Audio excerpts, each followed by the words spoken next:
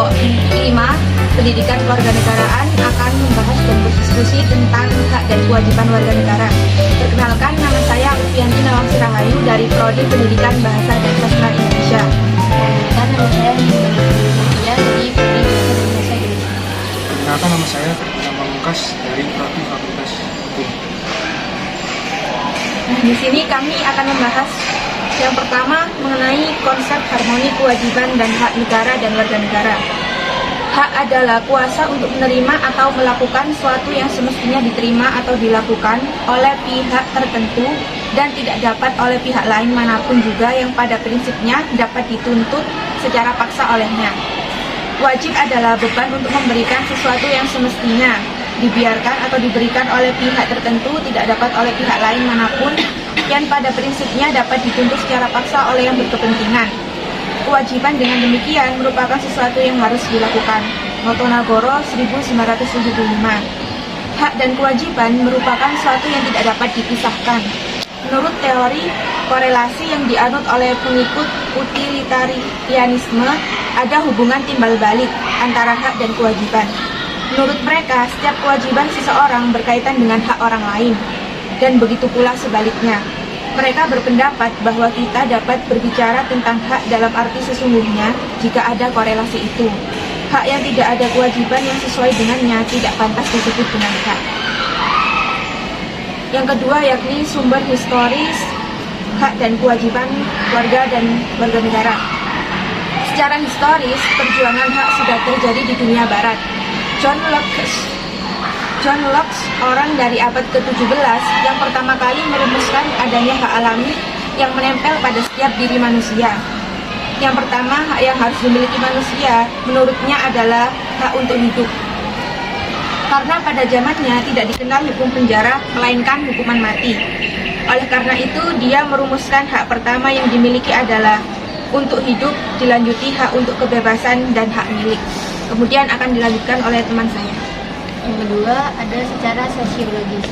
Sosiokultural animosity adalah suatu kebencian sosial budaya yang bersumber dari perbedaan ciri budaya dan perbedaan nasib yang diberikan oleh sejarah masa lalu, sehingga terkandung unsur keinginan balas dendam. Konflik terselubung ini bersifat laten karena terdapat mekanisme sosialisasi kebencian yang berlangsung di hampir seluruh pranata sosial di masyarakat, atau mulai dari keluarga, sekolah, kampung, tempat-tempat ibadah, media massa, organisasi politik, dan sebagainya.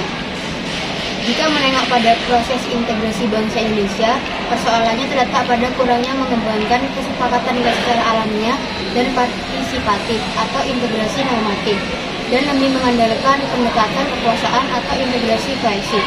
Atas dasar kenyataan demikian, maka cita-cita informasi untuk membangun Indonesia baru harus dilakukan dengan cara apa? Bagaimana pandangan Anda tentang hal tersebut? Ada satu pandangan bahwa Indonesia baru harus dibangun dari hasil perombakan terhadap keseluruhan tatanan kehidupan masa lalu. Inti dari cita-cita tersebut adalah sebuah masyarakat sipil demokratis yang mampu mengharmonikan kewajiban dan hak negara dan warga negara. Entitas negara persatuan dari bangsa multikultural seperti Indonesia hanya bisa bertahan lebih kokoh jika berdiri di atas landasan pengelolaan pemerintahan yang sanggup menjamin keseimbangan antara pemenuhan prinsip kebebasan, kesetaraan, dan persaudaraan yang berlaku bagi segenap warga dan elemen kebangsaan. Demikian bukan hanya tentang pemenuhan hak individu atau individual rights dan kelompok masyarakat atau collective rights, melainkan juga kewajiban untuk mengembangkan solidaritas sosial atau gotong royong dalam rangka kemaslahatan dan kebahagiaan hidup bangsa secara keseluruhan. Latif 2011. Yang ketiga, menurut sumber politik yang mendasari dinamika kewajiban dan hak negara dan warga negara Indonesia adalah proses dan hasil perubahan UUD NRI 1945 yang terjadi pada era reformasi. Pada awal era reformasi atau pertengahan 1998 muncul berbagai tuntutan reformasi di masyarakat. Tuntutan tersebut disampaikan oleh berbagai komponen bangsa, terutama oleh mahasiswa dan pemuda. Beberapa tuntutan reformasi itu adalah mengamandemen UUD NRI 1945, menghapus doktrin Dwifungsi Angkatan Bersenjata Republik Indonesia ABRI, menegakkan supremasi hukum, penghormatan hak asasi manusia atau HAM, serta pemberantasan korupsi dan nepotisme atau KKN.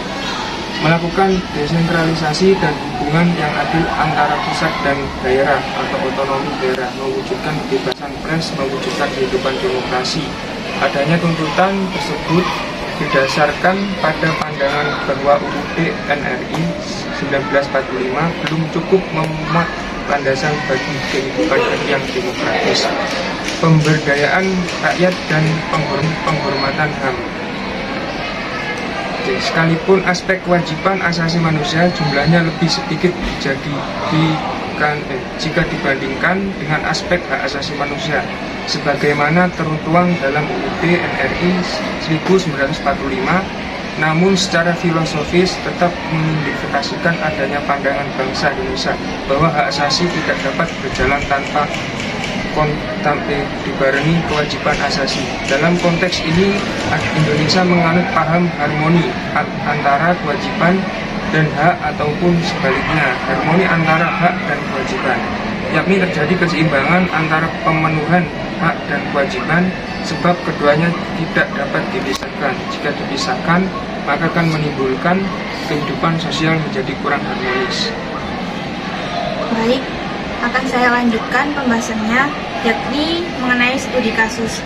Di sini kelompok kami mengambil pasal 28 ayat 3 yang berbunyi bahwa setiap orang berhak atas kebebasan berserikat, berkumpul, dan mengeluarkan pendapat.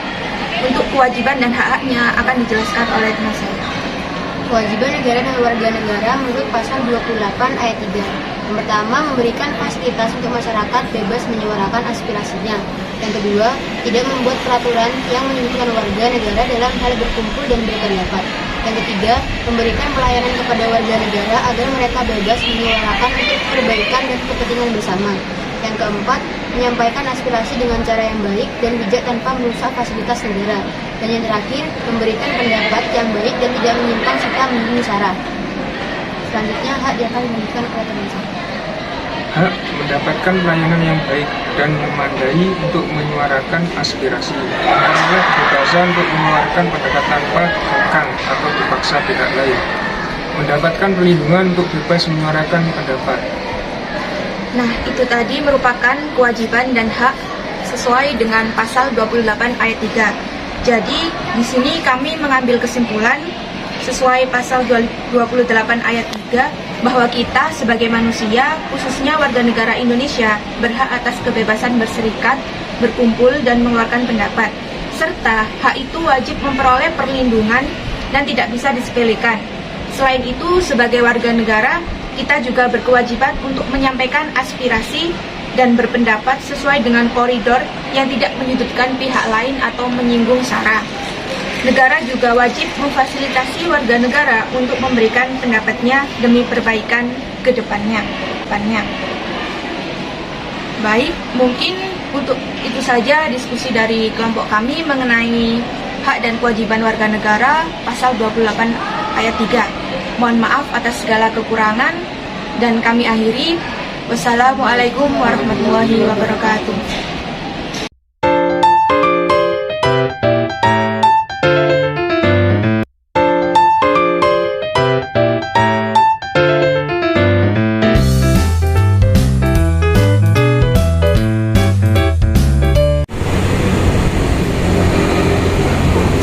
Selamat pagi Mbak Seti.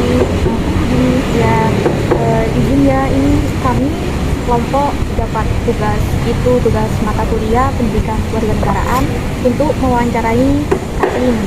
Nah, di sini kami mempunyai beberapa pertanyaan. Ini materi kami mengenai hak dan kewajiban negara dan warga negara, mengenai hak asasi. Nah, kami di sini ngambil yang pasal 28 ayat 3, yaitu mengenai setiap orang berhak atas kebebasan berserikat, berkumpul, dan mengeluarkan pendapat. Nah, di sini kami mau bertanya nih kepada Mbak Septi. Yang pertama, apakah Mbak Septi sebagai warga negara sudah menerapkan kewajiban, yakni menyampaikan aspirasi dengan cara yang baik dan bijak? Untuk aku sendiri ya, karena aku salah satu anggota PAS, tentu saja menyampaikan aspirasi itu salah satu bentuk kami sebagai orang-orang pers gitu. Nah, Jadi kalau penyampaian aspirasi sendiri, alhamdulillah udah sih menyampaikan aspirasi seperti kita menulis berita, itu salah satu cara penyampaian aspirasi. Juga karena saya juga merupakan mahasiswa yang dimana itu mengamalkan tridharma perguruan tinggi, salah satunya adalah pengabdian masyarakat, penulisan, dan menulis ini salah satu menyampaikan aspirasi kepada pemerintah. Nah, salah satunya dulu pernah mempelajari nih kewenangan antara DPR dan DPD, dan itu akhirnya saya menulis gimana penyeimbangannya dan diajukan ke MPR. Nah, itu salah satu bentuk menyampaikan aspirasi dengan baik-baik benar. Jadi nggak dengan cara bikin onar, padahal kita mau menyampaikan aspirasi. Siap, keren banget sih Mbak Septi. Terus ada lagi nih Kak, pertanyaan selanjutnya.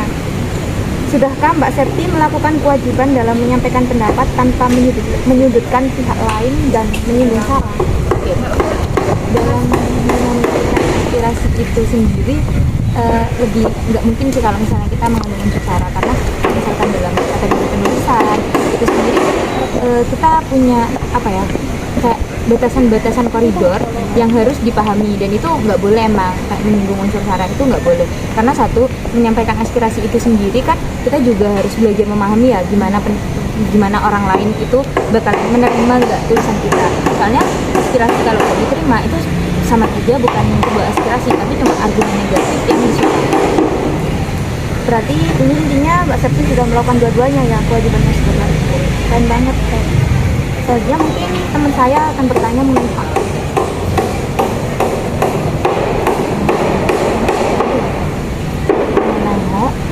Pertanyaan pertama, apakah Mbak sudah mendapatkan hak sebagai warga negara, yakni mendapatkan fasilitas dan pelayanan yang baik untuk menyalurkan aspirasi tersebut? Oh, baik. Salah satunya karena saya merupakan mahasiswa dulu ya. Mahasiswa itu alhamdulillah di Fakultas Hukum sendiri itu ada LPM, Lembaga Pers Mahasiswa Imparsial. Nah, di situ itu merupakan fasilitas yang diberikan baik oleh negara maupun dari universitas dan fakultas untuk saya bisa menyuarakan pendapat saya itu sendiri. Nah, jadi melalui pers ini saya bisa menyuarakan apa-apa yang misalnya nggak suka sama kebijakan ini, itu bisa banget disuarakan. Nah, habis itu di negara-negara ini banyak gitu loh Kak, email-email kenegaraan itu bisa juga kita itu negara memfasilitasi kalau misalnya masyarakat itu mau mengajukan keberatan akan apa aja yang misalnya kalian keberatan, kayak bisa aja kalau misalnya kalian baca undang-undang terus habis itu kayak ini harusnya nggak gini, itu bisa aja kita mengajukan pengajuan, dan itu benar-benar nggak apa-apa dan sebenarnya itu salah satu bentuk negara hadir memberikan fasilitas kepada rakyat sih, kalau memang benar-benar mau menyuarakan aspirasi. Jadi untuk hak menyuarakan pendapat itu ada. Berarti memang itu ya Mbak ya, negara itu memang sudah memfasilitasi dan melakukan kewajibannya untuk memenuhi haknya kita untuk menyuarakan. Mungkin selanjutnya Untuk pertanyaan yang kedua, dan menurut Mbak Septi, apakah haknya sudah terpenuhi dalam mendapatkan perlindungan dan memperoleh kebebasan? Perlindungan dalam menyuarakan itu perlindungannya kan. Kalau dalam menyuarakan sendiri itu perlindungannya pasti ya satu, kalau misalnya orang pers itu ada undang-undang pers yang kita itu nggak terikat secara penuh sama instansi, karena kita juga terikatnya sama undang-undang pers yang itu melindungi kita dalam menyampaikan aspirasi. Jadi kalau perlindungannya sendiri itu banyak banget, kayak perlindungan warga negara yang mau berpendapat itu banyak banget sebenarnya. Kalau terkait perlindungan juga kalau misalkan kita sebagai mahasiswa dilindungi sama fakultas, sama pihak kampus. Baik Mbak, jadi intinya Mbak Septi ini sebagai warga negara itu sudah melakukan pemenuhan kewajiban, juga sudah mendapatkan haknya ya, benar, dengan baik dan bijak. Baik, itu aja Mbak pertanyaan yang ingin kita diskusikan. Jadinya terima kasih sudah berkenan mengeluarkan buat kami. Ya.